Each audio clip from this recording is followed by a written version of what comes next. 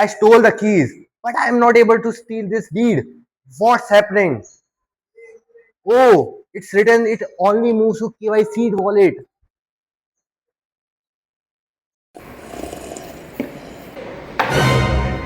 The deed is here. Where are the keys at?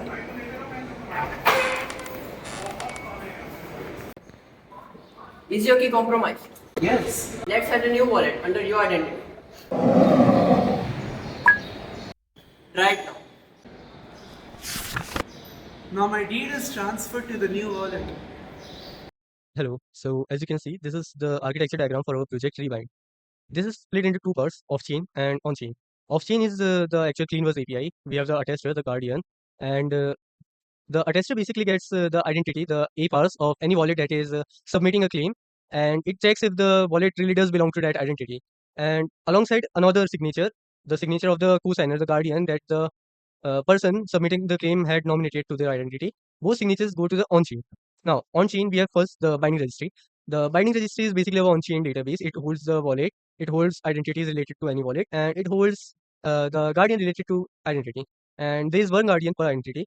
And the recovery queue, which is our actual claim contract, it verifies everything, the signatures that it has gotten from the off-chain attester, and it verifies it using the binding registry.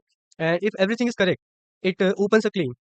Now, what it does is it first freezes the old wallet, so the assets can't be moved anywhere, and then it starts a cure window. The cure window is basically mandatory delay given to fight any false claims. Suppose someone fakes your identity and opens a claim in your name, moving your assets to another wallet, and you don't want that. You can basically fight that claim. You can prove that you own the wallet and you have submitted the claim, and it will cancel the claim. And when the claim is cancelled, the recovery gets cancelled, the claim becomes dead, and the old wallet becomes unfrozen.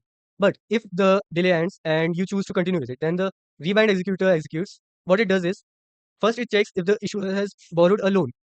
Yes, we have an option to borrow a loan in the Bridge Advanced Vault contract. What it basically does is you can borrow a loan, you can borrow stable coins against any active claim if needed. You can get any amount of loan to value, and if you do borrow the loan, then what the rebind executor does is first it repays that loan, and after repaying the loan, any amount that is left gets transported to your wallet. And if you haven't borrowed a loan against the claim, then what happens is basically it settles the actual transaction normally, and your assets are moved from your old wallet that was compromised to a new wallet that is not compromised, and that happens through the rebindable RWA contract. And optionally, we also have this guardian recovery that is on chain. What happens here is basically the guardian replacement queue will first check if the attester is telling the truth.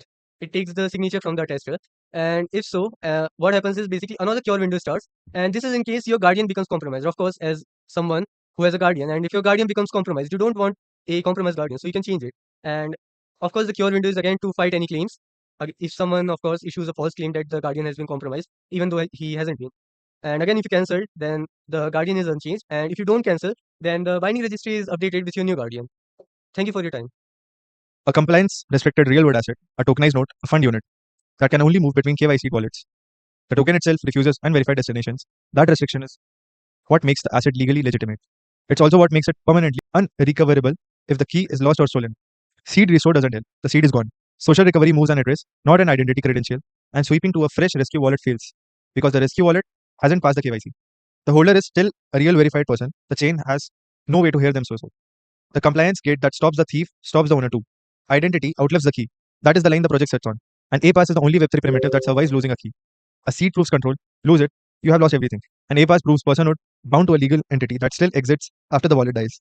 So if you can prove on chain that two wallets belong to the one verified person, you have the missing piece.